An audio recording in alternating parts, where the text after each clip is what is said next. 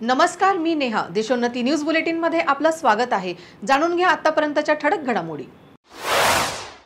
आजपासून धुळ्यात महासंस्कृती महोत्सवाचे आयोजन राज्य शासनाच्या सांस्कृतिक कार्य संचालनालय आणि धुळे जिल्हा प्रशासन यांच्या संयुक्त विद्यमाने कार्यक्रम आयोजित करण्यात आला. यावेळी स्थानिक कलावंतांनी विविध कला प्रकार सादर करून उपस्थितांची मने जिंकली. विधान भवनाबाहेर नितेश राणे आणि आदित्य ठाकरे आले आमने सामने. आदित्य ठाकरे जात असताना चला जागा द्या असे नितेश राणे म्हणाले. केवळ सत्ताधारी लोकांना पैसे वाटून घेण्यासाठी आजच्या पुरवणी मागणी दिसतात.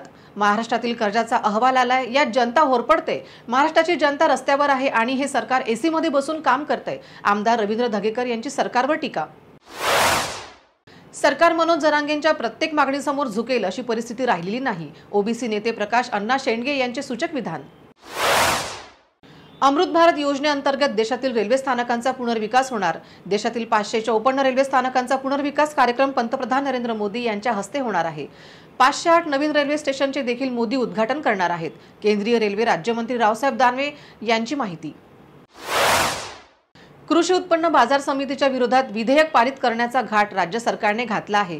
या विधेयकामुळे शेतकरी, हमाल, मापाडी बाजार समिती यांच्यावर परिणाम होणार आहे. यामुळे हे विधेयक पारित होऊन द्यायचे नाही. यासाठी महाराष्ट्रभर कृषी उत्पन्न बाजार समितीने एक दिवसीय लाक्षणिक संप पुकारलेला आहे. शेतकऱ्यांनी आज कुठलाही माल विक्रीसाठी आणू नये अशा सूचना देखील देण्यात आलेल्या आहेत.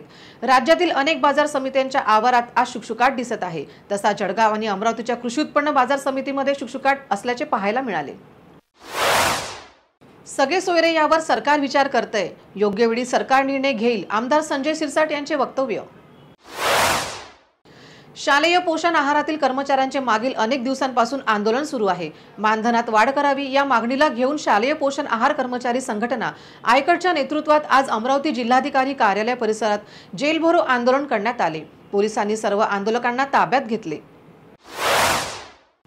महाविकास आघाडीने 28 तारखेला बैठक घेतली तर आम्ही बैठकीला उपस्थित राहू. प्रकाश आंबेडकर यांची माहिती. गुरुकुंजातील श्री गुरुदेव विद्या मंदिर शाळेत विद्यार्थ्यांनी श्रमदानातून शाळा परिसरात विषमुक्त परसबागेचे नंदनवन फुलवले आहे. या बागेमुळे शाळेय विद्यार्थ्यांना अभ्यासक्रमाप्रमाणे प्रत्यक्ष फळबाग, पालेभाज्या, फळभाज्या यांचे महत्त्व पटले असून यात रोजच्या परिपाठात फळभाज्या, पालेभाज्या असलेले जीवनसत्व याबाबत विद्यार्थ्यांना मार्गदर्शन मिळते.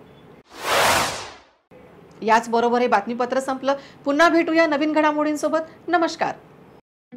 ठळक घडामोडींसाठी देशोन्नती न्यूज चॅनलला सबस्क्राइब करा आणि बेल आयकॉन प्रेस करा. मुंबई, पुणे, नागपूर, मराठवाडा असो का विदर्भ, राजकीय, सामाजिक, शैक्षणिक क्षेत्र असो का क्रीडा, सर्वच घडामोडीचे विश्लेषण पाहायला विसरू नका.